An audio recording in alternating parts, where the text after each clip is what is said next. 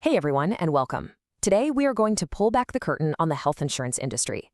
If you're an investor and you really want to get under the hood and understand the psychology, the sales tactics, and, the real financial logic that makes this whole sector tick, then you are in exactly the right place. Let's dive right in. So, we're going to start with a pretty bizarre idea, right? We are like chickens. I mean, what on earth could that possibly mean when we're talking about something as serious as health insurance? Well, stick with me because this little analogy perfectly captures a huge, and I mean huge blind spot in how we all think about risk. You see, think about it from the chicken's point of view. It gets fed every single day. Life is good. It's predictable. It's safe. It has absolutely no reason to think tomorrow will be any different. But its own experience is actually a terrible predictor of what's coming. The very hand that feeds it, that sustains it, will be its undoing. And that right there is such a powerful metaphor for us. Our daily routines, where nothing really bad happens, gives us this false sense of security. It completely warps how we see major, life-altering risks. All right, so here's our game plan. First, we'll tackle that illusion of safety and how it clouds our judgment. Then, we're going to expose what's called the agent's expensive nudge. After that, we'll get a much-needed reality check on risk backed by data. From there, we'll figure out how to find the smart sweet spot for coverage. And we'll wrap it all up by looking at the long-term cost, something I like to call the inevitable premium creep. Okay, let's kick things off with this illusion of safety. It's a really common cognitive bias that directly messes with the financial decisions we make about our health, and it often leads us down a pretty flawed path. So when you ask most people to pick a health insurance cover, they almost always land on a number kind of like this: 2, maybe 3 lakhs. And why is that? Well, it's because they're being chickens. They fall back on their own experience. They're thinking about the common stuff, a nasty bout of malaria, maybe a broken arm. For those things, a couple of lakhs feels like plenty. It seems perfectly logical, but it's a trap. And here's exactly why that logic is a trap. That 2 or 3 lakh rupees, yeah, it would be painful to pay out of pocket, for sure. But for most of us, it isn't a financially life-ending event. The real reason we get insurance isn't to cover a broken bone. It's to protect us from the absolute catastrophe, the bone marrow transplant that costs 25 lakhs, the kind of event that can lead to total financial ruin. That's the real monster under the bed we're actually insuring against. And this brings us right to our next section, because that massive gap, the gap between what we think we need based on our boring everyday lives and what we might actually need for a catastrophe, that's the sweet spot where the industry steps in, and often they have their own interests at heart. So the question is, how is this very human fear of the unknown, this deep anxiety about a financial catastrophe, how is it leveraged? Well, it's usually through a very specific and very effective kind of sales tactic.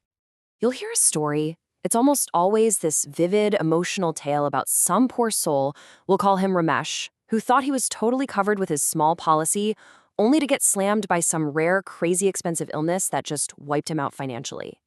The story isn't meant for your logical brain. It's designed to dial your anxiety up to 11.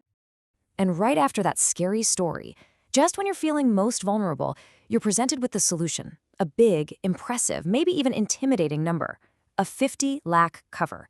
And it's positioned as the only sane, responsible choice to protect your family from the fate of poor Ramesh. Now look, on the surface, this advice sounds responsible. I mean, who wouldn't want to be protected from ruin, right? But more often than not, this isn't really about your financial well-being. It's a very clever nudge designed to maximize the agent's commission. A bigger premium for you means a bigger payday for them. Simple as that. Okay, let's hit pause on the scary stories and get a much-needed reality check. It's time to move past what is plausible and look at what is actually probable, based on data and a little bit of logic. This slide right here is so important because it puts the emotional pitch right next to the statistical reality. So the agent wants you to focus on these extreme, terrifying, 1 in a million events. But the data shows that even the most expensive treatments, we're talking cancer or major transplants, they very rarely go above 20 lakhs. The agent says you need absolute protection. But the reality is, when people are faced with high costs, they get really smart about their money. They find a hospital or even just a type of room that fits their budget. So the actual chance of ever seeing a 50 lakh bill, it's incredibly, incredibly small. And this is where the whole argument just kind of falls apart if you think about it. If a 50 lakh cover is absolutely essential, well, why stop there? What about a one-core treatment? What if the only cure for what you have is in another country?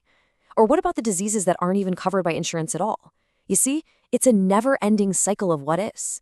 Chasing this idea of absolute total protection is literally impossible, and it's a tactic used to push you into paying higher and higher premiums for no good reason. So, if chasing total certainty is a flawed strategy, what's the smart move? Well, this brings us to a much more rational approach, building a truly robust safety net that covers the most probable catastrophic risks without getting ripped off. The foundation of this whole strategy starts right here, with a solid base cover of around 10 lakhs.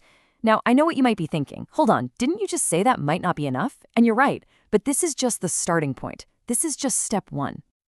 This is where it gets really clever. You start with that 10 lakh base cover. Then, most good policies come with a no-claim bonus. Basically, if you stay healthy and don't make a claim, your cover automatically increases every year, and it can potentially double to 20 lakhs over time. On top of that, you have something called a restoration benefit. This is awesome. It reinstates your base cover if you happen to use it all up in 1 year. So that effectively gives you another 10 lakhs of protection.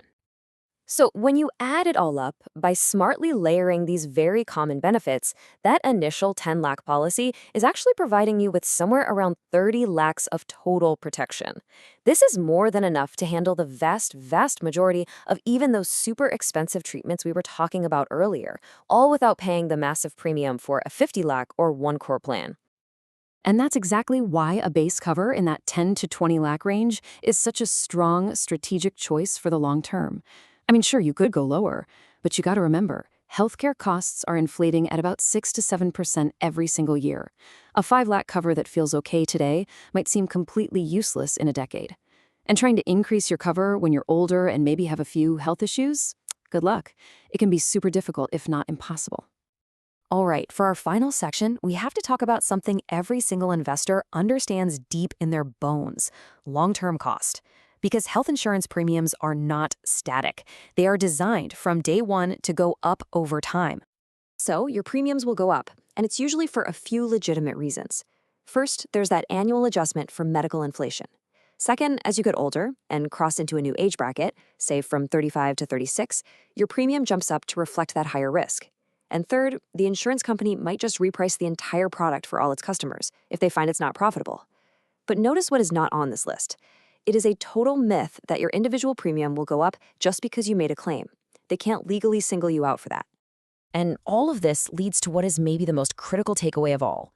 When you're choosing a policy, you have to think about whether you can still afford it 20 years from now. The biggest risk isn't being a little underinsured today. It's buying a super expensive policy that you can't afford to renew when you're 65, right when you need it the most. A sustainable policy that you can actually keep is always better than a perfect policy you have to abandon. Some protection is infinitely better than no protection.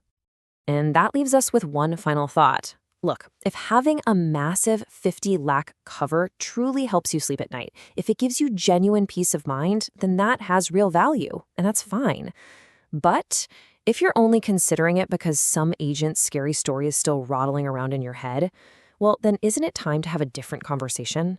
A conversation based on data, on logic, and on your own long-term financial health.